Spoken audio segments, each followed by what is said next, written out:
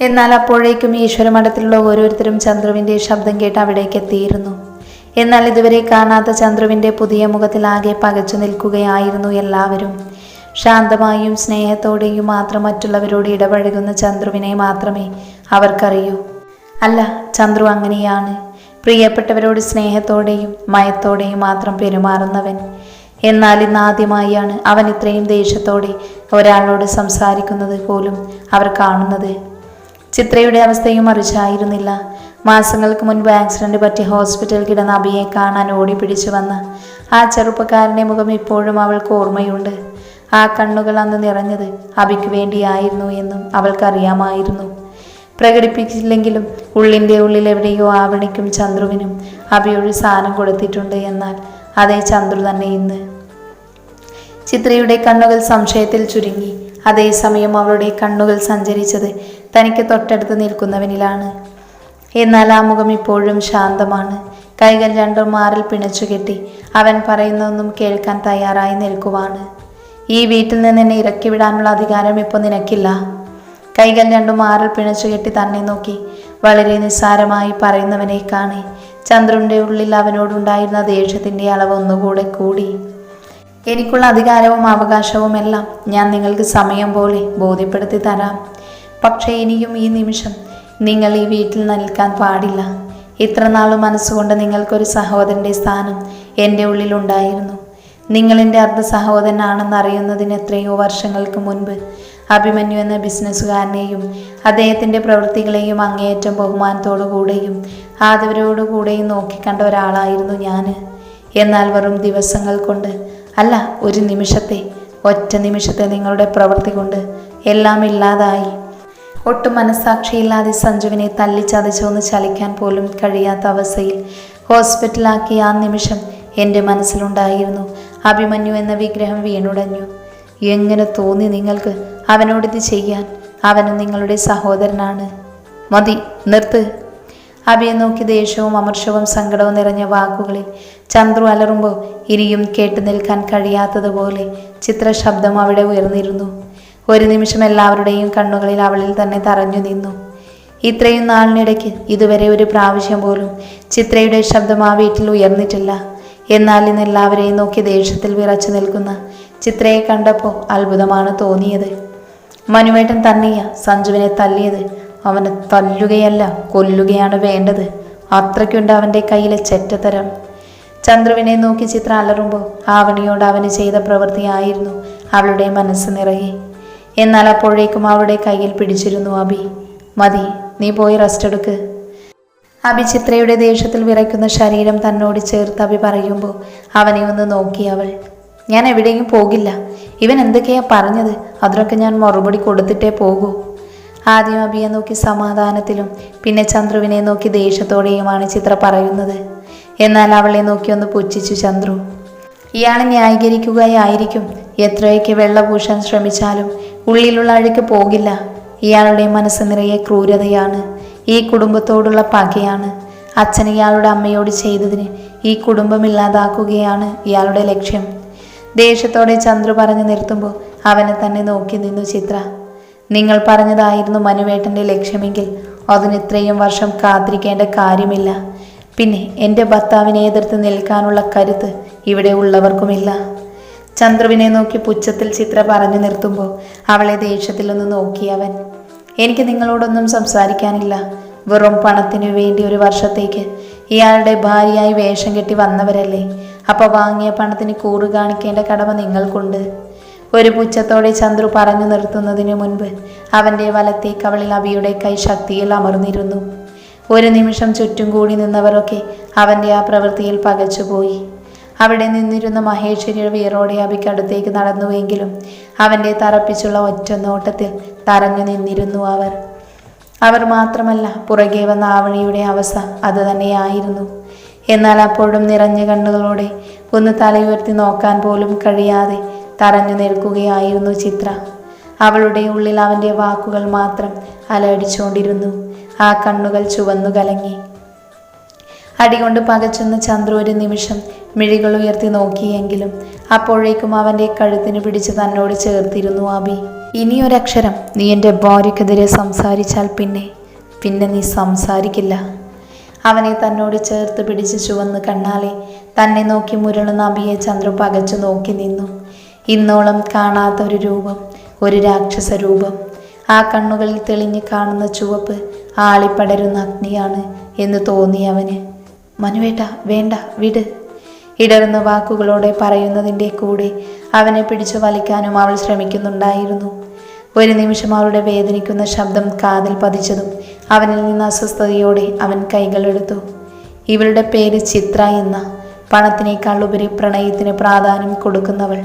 അല്ലാതെ മറ്റുള്ളവരുടെ ജീവിതം തട്ടിയെടുക്കാൻ ശ്രമിക്കുന്ന നിന്റെ അമ്മയെയും മുത്തശ്ശിയെയും പോലെയുള്ളവരെ അളക്കുന്ന ത്രാസിൽ ഇവളെ അളക്കാൻ ശ്രമിച്ച അത് കേട്ടു നിൽക്കാൻ അവളുടെ ഭർത്താവായി എനിക്ക് കഴിയില്ല. കാരണം ഞാൻ അഭിമന്യുവാണ്, ദുർഗാദേവിയുടെ മകൻ. ചന്ദ്രുവിൻ്റെ ഷർട്ടിൽ കുത്തിപ്പിടിച്ച് ദേഷ്യത്തിൽ പറയുന്നവൻ്റെ കണ്ണുകൾ ചുവന്ന് കുറുകിയിരുന്നു. മതി, വാ. അവനെ നോക്കി പറയുന്നതിൻ്റെ കൂടെ ആ കൈ പുറകിലേക്ക് വലിക്കുന്നുണ്ടായിരുന്നു അവൾ. ഒരു നിമിഷം കരഞ്ഞു തളർന്നു നിൽക്കുന്ന ചിത്രയിൽ തന്നെ ഉടക്കി നിന്നു അവൻ്റെ കണ്ണുകൾ. അവളുടെ ചുവന്നു കലങ്ങിയ കണ്ണിലേക്കൊന്ന് നോക്കിയതിനു ശേഷം അവളെ തന്നോട് ചേർത്ത് പിടിച്ചിരുന്നു അവൻ. എല്ലാവരും കേൾക്കാൻ വേണ്ടി പറയുക, ഇവളുടെ നേർക്ക് നിങ്ങളുടെ ആരുടെയെങ്കിലും നാവുയർന്നാൽ നിങ്ങൾ കാണാത്തൊരു അഭിമന്യുണ്ട്. ഈ കുടുംബം മുഴുവൻ ചുട്ട് ചാമ്പലാക്കും ഞാൻ. പകേരിയുന്ന കണ്ണുകളോടെ അവരെ നോക്കി പറയുന്നതിൻ്റെ കൂടെ അവളെ തന്നോട് ചേർത്ത് ആ പടികൾ മുകളിലേക്ക് കയറിയിരുന്നു അവൻ. എന്നാൽ അപ്പോഴും അവൻ്റെ വാക്കുകളിലും പ്രവൃത്തികളിലും തറഞ്ഞു നിൽക്കുകയായിരുന്നു ചന്ദ്രു. ദേഷ്യത്തിൽ ചിത്രയെ നോക്കി എന്തൊക്കെയോ വിളിച്ചു പറയുമ്പോൾ അതിൻ്റെ അർത്ഥം എന്താണെന്ന് ചിന്തിക്കാൻ പോലും അവൻ തുനിഞ്ഞില്ല. മനസ്സ് നിറയെ സഞ്ജുവിൻ്റെ ആ കിടപ്പാണ്, ഒപ്പം അങ്കിളിൻ്റെ വാക്കുകളും. പക്ഷേ ഇപ്പം തോന്നുന്നു പറഞ്ഞത് കൂടിപ്പോയെന്ന്. എന്നാൽ ഇതേ സമയം അവൻ അടുത്ത് തറഞ്ഞു നിൽക്കുവാണ് ആവണി. കഴിഞ്ഞ ദിവസം ചന്ദ്രു വന്നതിന് ശേഷം ഇതുവരെ മുഖം ഗൗരവത്തിലായിരുന്നു. എന്നാൽ അതിന് കാരണം സഞ്ജുവിൻ്റെ അപകടവും അത് ചെയ്തത് അഭയാണ് എന്നറിഞ്ഞതിൻ്റെ ദേഷ്യവുമാണെന്ന് അവൾക്കറിയില്ലായിരുന്നു. അതറിഞ്ഞിരുന്നുവെങ്കിൽ നേരത്തെ തന്നെ അവളെല്ലാം അവനോട് തുറന്നു പറയുമായിരുന്നു. ഒട്ടും പ്രതീക്ഷിക്കാതെ ചന്തുവിൽ നിന്ന് അങ്ങനെയൊരു പെരുമാറ്റം അഭിയുടെ നേരെ ഉണ്ടായപ്പോൾ സത്യത്തിൽ അവളും ഞെട്ടിയിരുന്നു. അതുകൊണ്ടാണ് അവർക്കിടയിലേക്ക് കടന്നുപോയി സത്യങ്ങൾ തുറന്നു പറയാൻ അവൾക്ക് കഴിയാതെ പോയത്. തൻ്റെ പ്രവൃത്തി ഓർത്ത് ആവണിക്ക് സ്വയം പുച്ഛവും കുറ്റബോധവും തോന്നി. മുറിയിലിരിക്കുമ്പോഴും ചിത്രയുടെ കണ്ണുകൾ ഇടതടവില്ലാതെ ഒഴുകിക്കൊണ്ടിരുന്നു. അവളുടെ മനസ്സ് നിറയെ ചന്ദ്രു പറഞ്ഞ വാക്കുകളായിരുന്നു. ഹൃദയത്തിൽ വല്ലാത്ത ഭാരം വന്നു നിറയുന്നത് പോലെ തോന്നി അവൾക്ക്. ബാൽക്കണിയിൽ നിന്ന് പുറത്തേക്ക് വന്ന് അഭി കാണുന്നത് സോഫയിലിരുന്ന് കരയുന്നവളെയാണ്. ആ നിറഞ്ഞു നിൽക്കുന്ന കണ്ണുകൾ കണ്ടതും ഹൃദയത്തിൽ എന്തോ കൊത്തി വലിക്കുന്ന വേദന തോന്നി അവന്. തൻ്റെ കയ്യിലുള്ള ഫോൺ ടേബിളിലേക്ക് വെച്ച് അവൾക്കടുത്തേക്ക് അവൻ നടന്നു. തൻ്റെ പുറകിൽ അഭിയുടെ സാമീപ്യം അറിഞ്ഞതും നിറഞ്ഞൊഴുകുന്ന കണ്ണുകൾ അമർത്തി തുടച്ചിരുന്നു അവൾ. എന്നാൽ അവളുടെ അടുത്തേക്ക് ഇരുന്നതിനു ശേഷം ഒരു കൈ കൊണ്ട് അവളെ തന്നോട് ചേർത്ത് പിടിച്ചിരുന്നു അവൻ. എന്നാൽ ഒന്ന് ഞെട്ടിക്കൊണ്ട് അവനെ നോക്കി അവൾ. അഭിയേട്ടനും അങ്ങനെ തോന്നുന്നുണ്ടോ? പണത്തിന് വേണ്ടിയാണ് ഞാൻ. അവൾ പറഞ്ഞു പൂർത്തിയാക്കുന്നതിനു മുൻപ് അവളുടെ ചുണ്ടിൽ വിരൽ വെച്ച് തടഞ്ഞിരുന്നു അവൻ. ആരൊക്കെ എന്തൊക്കെ പറഞ്ഞാലും നീ എൻ്റെ ഭാര്യയാണ്. ഈ ലോകത്ത് എനിക്ക് ഏറ്റവും പ്രിയപ്പെട്ടവൾ. നിനക്ക് ശേഷം മാത്രമേ നമ്മുടെ കുഞ്ഞിന് പോലും എൻ്റെ മനസ്സിൽ സ്ഥാനമുള്ളൂ. പറയുന്നതിൻ്റെ കൂടെ അവളുടെ നെറ്റിയിൽ അവൻ ചുണ്ട് ചേർത്തതും അവനെ കെട്ടിപ്പിടിച്ച് പൊട്ടിക്കരഞ്ഞിരുന്നു അവൾ. എന്നാൽ അവളുടെ പുറത്തുനിന്ന് തട്ടിക്കൊണ്ട് അവളെ നോക്കി പറഞ്ഞു അഭി, പോയി ഫ്രഷായിട്ട് വാ, ഞാൻ കുടിക്കാൻ എന്തെങ്കിലും എടുക്കാം. പറയുന്നതിൻ്റെ കൂടെ ബെഡിൽ നിന്നും എഴുന്നേറ്റവൻ്റെ കയ്യിൽ അവളുടെ പിടി വീണിരുന്നു. ഒരു നിമിഷം ചിത്രയെ തന്നെ സംശയത്തോടുകൂടെ നോക്കി നിന്ന് അഭിയെ നോക്കി അവൾ സംസാരിച്ചു തുടങ്ങി. നമുക്ക് പോകാം അഭിയേട്ടാ, എനിക്കിവിടെ നിൽക്കാൻ തോന്നുന്നില്ല. പറയുന്നതിൻ്റെ കൂടെ അവളിൽ നിന്നൊരു തുള്ളി കണ്ണുനീർ താഴേക്ക് വീണിരുന്നു. പെട്ടെന്ന് അഭി അവളെ തന്നോട് ചേർത്ത് പിടിച്ചു. പോകാം. അവളുടെ തോളിൽ ഒരു കൈ തട്ടി ആശ്വസിപ്പിക്കുമ്പോൾ അവൻ്റെ കണ്ണുകളും ചുവന്നിരുന്നു. അന്നത്തെ രാത്രി ചിത്രയെ തൻ്റെ നെഞ്ചോട് ചേർത്ത് കിടത്തി പതിയെ ആ തോളിൽ തട്ടിക്കൊടുക്കുമ്പോൾ ചന്ദ്രു പറഞ്ഞ വാക്കുകൾ തന്നെയായിരുന്നു അവൻ്റെ മനസ്സ് നിറയെ. എന്തുകൊണ്ടോ ചന്ദ്രുവിൻ്റെ ആ വാക്കുകൾ അവൻ്റെ സംസാരവും അഭിയുടെ ഉള്ളിൽ ഒരു നോവായി തന്നെ കിടന്നു. ഇതേ സമയം ബാൽക്കണിയിൽ പുറത്തേക്ക് നോക്കി നിൽക്കുവാണ് ചന്ദ്രു. മനസ്സ് നിറയെ കുറച്ച് മുൻപ് നടന്ന കാര്യങ്ങളായിരുന്നു. താൻ പറഞ്ഞു പോയ വാക്കുകൾ അതിരുവിട്ടെന്ന് ഓർക്കെ മനസ്സിലെന്തോ ഭാരം കൂടുന്നത് പോലെ തോന്നി അവന്. വേണ്ടായിരുന്നു എന്ന് മനസ്സ് അവനോട് തന്നെ പറയുന്നത് പോലെ. ഏട്ടാ. പുറകിൽ നിന്നും ആവണിയുടെ ശബ്ദം കേട്ടപ്പോൾ അവനൊന്ന് തിരിഞ്ഞു നോക്കി. തനിക്കടുത്തേക്ക് വരുന്ന ആവണി. വല്യേട്ടൻ സഞ്ജുവിനെ തല്ലിയത് എനിക്ക് വേണ്ടിയാ. അവനെ നോക്കാതെ തലതാഴ്ത്തിന്ന് പറയുന്ന ആവണിയുടെ വാക്കുകളിൽ ചന്ദ്രു ഒന്ന് ഞെട്ടി. എന്താ എന്താ നീ പറഞ്ഞത്? വിശ്വാസം വരാത്തതുപോലെ ആവണിയെ നോക്കി ചന്ദ്രു ചോദിക്കുമ്പോൾ അവനെ നോക്കാതെ സത്യങ്ങളെല്ലാം തുറന്നു പറഞ്ഞിരുന്നു അവൾ. എന്നെ സഹായിക്കാനാ ഏട്ടത്തി വല്യേട്ടനോടെല്ലാം പറഞ്ഞത്. എന്നിട്ടും ഞാൻ ഏട്ടൻ വല്യേട്ടനെയും ഏട്ടത്തിയെയും പറയുന്നതൊക്കെ കേട്ടു നിന്നു. പറയുന്നതിൻ്റെ കൂടെ തേങ്ങി തേങ്ങി കരയുന്ന ആവണിയെ ചന്ദ്രു ഒന്ന് തറപ്പിച്ച് നോക്കി. ഞാൻ എന്തൊക്കെയാ വിളിച്ചു പറഞ്ഞത്?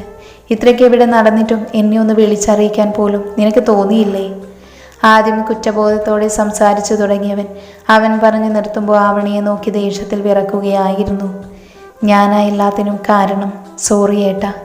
പറയുന്നതിൻ്റെ കൂടെ പൊട്ടിക്കരയുന്ന ആവണിയെ കണ്ടപ്പോൾ ഹൃദയത്തിൽ എവിടെയോ കുളത്തി വലിക്കുന്നത് പോലെ തോന്നി ചന്ദ്രുവിന്.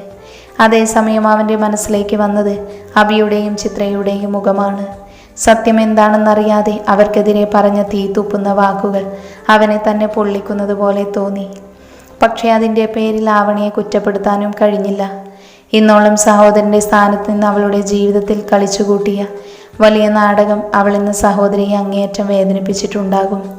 ഒരു നിമിഷം സഞ്ജുവിനെ ആത്മാർത്ഥമായി വിശ്വസിച്ചതോർത്ത് ചന്ദ്രുവിന് സ്വയം പുച്ഛവും വെറുപ്പും തോന്നി. അതേസമയം അതിൻ്റെ പേരിൽ അഭിയെയും ചിത്രയെയും കുറ്റപ്പെടുത്തിയത് കൂടെ ഓർക്കെ ഉള്ള സമാധാനം കൂടെ നഷ്ടപ്പെട്ടു. ഏട്ടത്തി പാവായേട്ട. ഏട്ടനങ്ങനെ പറഞ്ഞപ്പോൾ ആ പാവത്തിൻ്റെ കണ്ണു നിറഞ്ഞു പോയി. ഒരു തേങ്ങലോടെ ആവണി പറയുമ്പോൾ കണ്ണുകളടച്ച് അവളെ തന്നോട് ചേർത്ത് പിടിച്ചു ചന്ദ്രു.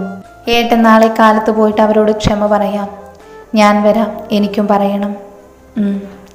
അടുത്ത ദിവസം കാലത്ത് കൊണ്ടുപോകാനുള്ള വസ്ത്രങ്ങളെല്ലാം എടുത്തു വയ്ക്കുവാണ് ചിത്ര. അവളുടെ മുഖത്ത് വിഷാദം കെട്ടി നിൽക്കുന്നത് പോലെ തോന്നി അവന്. സുമചേച്ചിയോട് കൂടെ ഞാൻ വരാൻ പറഞ്ഞിട്ടുണ്ട്. അവിടെ ആനന്ദില്ലാത്തതല്ലേ, തനിക്കൊരു ഹെൽപ്പാകും. പിന്നെ തനിച്ചിരിക്കണ്ടല്ലോ. അവളെ ഒന്ന് നോക്കി പറയുന്നതിൻ്റെ കൂടെ കയ്യിലേക്ക് വാച്ച് കെട്ടിയിരുന്നു അവൻ. അപ്പോഴും ഒന്നും മിണ്ടാതെ തൻ്റെ ജോലി ചെയ്യുന്നവളുടെ അടുത്തേക്ക് അവൻ പതിയെ നടന്നു.